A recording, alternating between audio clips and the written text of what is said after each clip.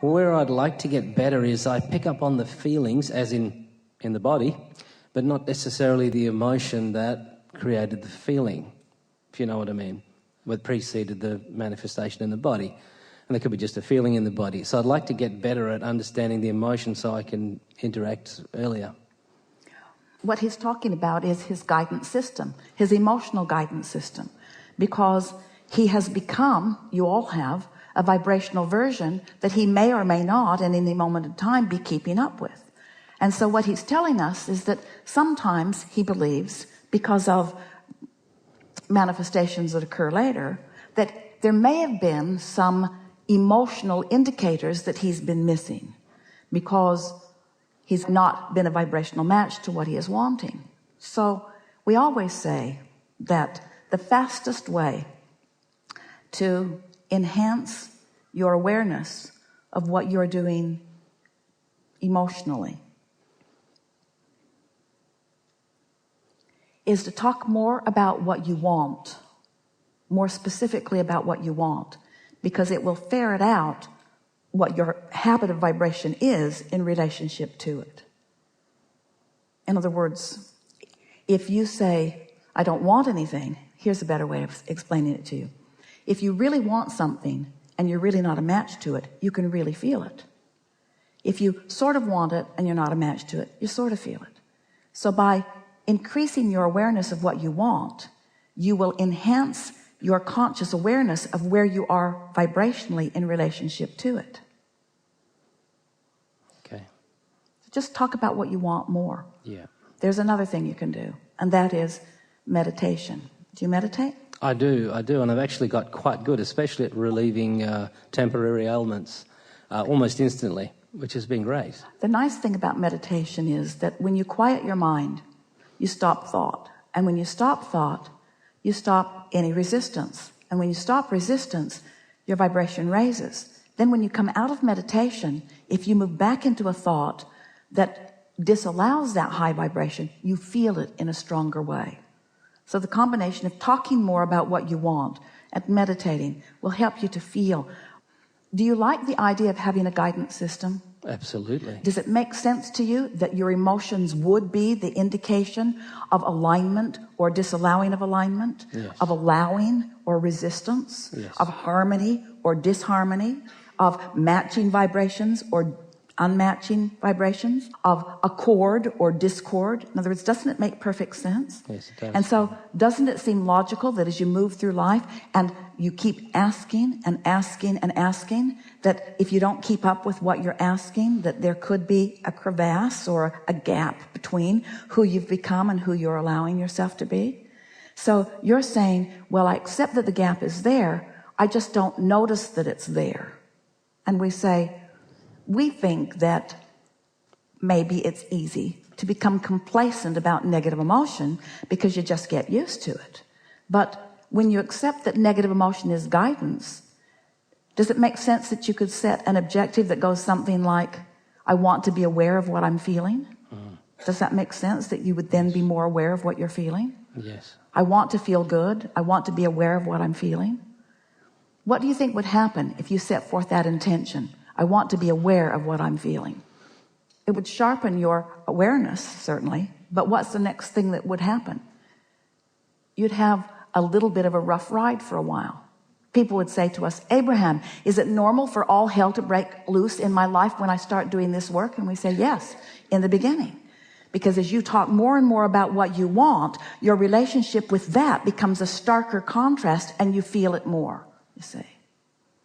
If we were standing in your physical shoes, we would begin by changing the conversation. Instead of saying, I don't feel things until they manifest, we would say, there are two ways for me to know where I'm headed. One is the manifestation that ensues, but the other is the way I feel along the way. Because we don't believe that you are not aware of your emotion. We think that you are just grinning and bearing it. We think you've trained yourself, like so many people, to just sort of tough it out. And that is the equivalent of saying, I know I have guidance, but I prefer not to use it because I think that I should be able to take the manifestation that comes. And we would say something different. We would say, I have guidance and I intend to use it. Right. Do you believe that contrast causes expansion?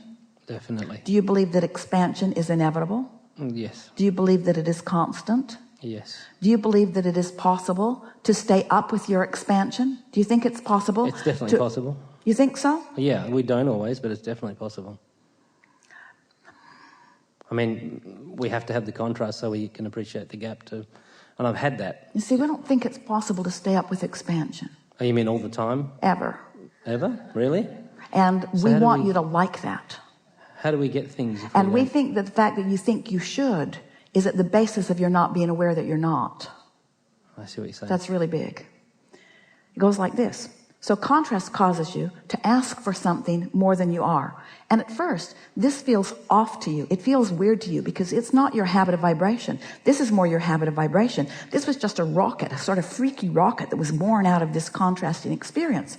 So now you look over at what you want. You talk about it, you think more about it, you try to become a vibrational match to it, you give it more airtime, more conversation, you get general about it. And before you know it, without very much work, you become more a vibrational match to that than you are to what preceded it. And so now you're a match to it and you click into place. And what's in your vortex moves into your grid and you have a manifestation and it feels really good for that long. But then, along with this new manifestation, with this new realization, you also now have a new set of contrasting experiences that is causing you to launch another rocket of desire, to which you are not immediately a vibrational match. So now you look at it, you think about it, you talk about it, you try to become a match to it, you feel your way to it, you manage to feel normal in that, and now you click into place vibrationally, and now there is a manifestation. It moves from your vortex into your grid and you realize it. Others around you see it too. And you feel exceptionally wonderful for about that long. But along with that manifestation came another set of contrasting experiences, which caused you to launch another rocket of desire, to which you are not a vibrational match. This is going to take a while.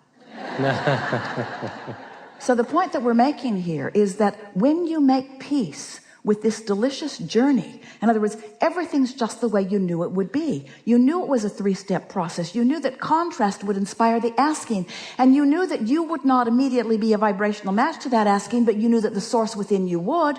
You knew that step one was your job of sifting through the contrast, and step two would be the job of source and your inner being to be a vibrational match, an immediate vibrational match to what you're asking for. When you ask, it is given vibrationally every time, immediately.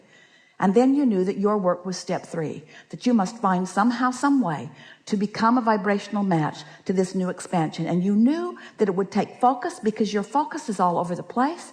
You knew it would take focus because it's not something that is natural or normal to you. You knew you would have to think about it. You knew that it would be an acquired taste. You knew that you would find your way to it, but you knew you could do it. And when you did, not only did you feel the reward of alignment, but you felt the compounded reward of manifestation, saying, look what you have done. Look what you have created. Look what you have brought into realization. Look what you have manifested. And now look where you stand in still a contrasting environment, which will cause you to give birth to yet another and another and another. We want so much for you to feel the excellence of knowing that you are an eternal being and that you're not ever going to get it done. And that it's not only okay for you to not be standing in complete alignment at all times. It's not even remotely normal, and it's completely impossible. You will not ever stand in complete alignment with all that you have become. Well, Abraham, what about when I reemerge into non-physical? Don't I then become a perfect vibrational match to all that I am? Yes, you do. But you are still then, from that vantage point, giving your undivided attention to those who are continuing about the things that were important to you. Do you get it that you are eternal? And Yes. do you get it that you are good? And do you understand that this is a time-space reality that really is the leading edge of creation? And do you understand that the source within you is creating with you and through you? And do you understand that so many of the impulses you receive are co-creative impulses that you're receiving from that connection? If there's anything that we want you to take away from this specific conversation, it's that it's really a good thing that I get to feel some negative emotion, because negative emotion is my indication that I've moved beyond where I am, and now I have a sort of immediate path to work upon. Sort of like one day Esther was dusting an etagere, and it had all kinds of beautiful things that Jerry and Esther had gathered from around the world. And when she dusted, the new shelf slid off its little peg, and the top shelf fell onto the second shelf, and the second shelf fell onto the next shelf, and most everything on it broke. And Jerry was in the other room. He heard the crashing, and he said to Esther, who is always in bare feet, "Stand still, don't move."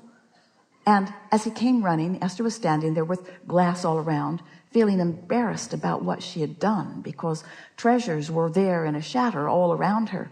And Jerry said, "The most profound thing that you were born knowing, but many of you have forgotten. Oh, good, something else to buy."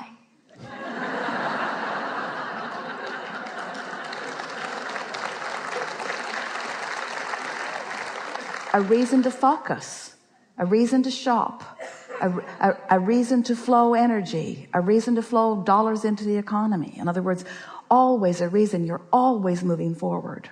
And so we really believe that now we've had this conversation, and you have now, as a result of this conversation, given yourself permission to feel negative emotion, because it's not only okay, it's a delicious part of the whole equation of creation, that you'll catch glimpses of your discord before it manifests into something that is more difficult to come back from.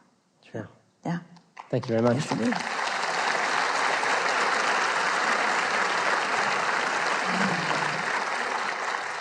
Now what? Do you believe that you are the creator of your own experience? Are you a vibrational being in a vibrational universe? Can you feel the vibrational nature of that which is you? Do you like to know that you are vibrational? Do you like interpreting vibration? You like interpreting it through your solar plexus? Do you like interpreting emotionally what the vibrational content of your point of attraction is? Do you like being aware of how you're feeling and moving it on purpose? Do you like being aware of how you're feeling and then watching the evidence come back to you? Do you like being aware of how you're feeling and watching the evidence come back to you, and then modifying deliberately how you are feeling and watching different evidence come back to you? Do you like the invincibility that you are upon? Can you feel the appreciation that Source feels for where you are, no matter where it is? Can you feel the support system that you have? Do you know how many non-physical eyes are on you? Do you know how much awareness there is of what you're asking for and where you stand in relationship to it, and what the exact path of least resistance is from where you are to where you want to be? And do you know how patient Source is in understanding that you might not take the path of least resistance? You might take the path of most resistance, but in any case, another path will unfold, and another and another and another. Do you like knowing that there's no possible way that you will not get to where you want to be once you know that?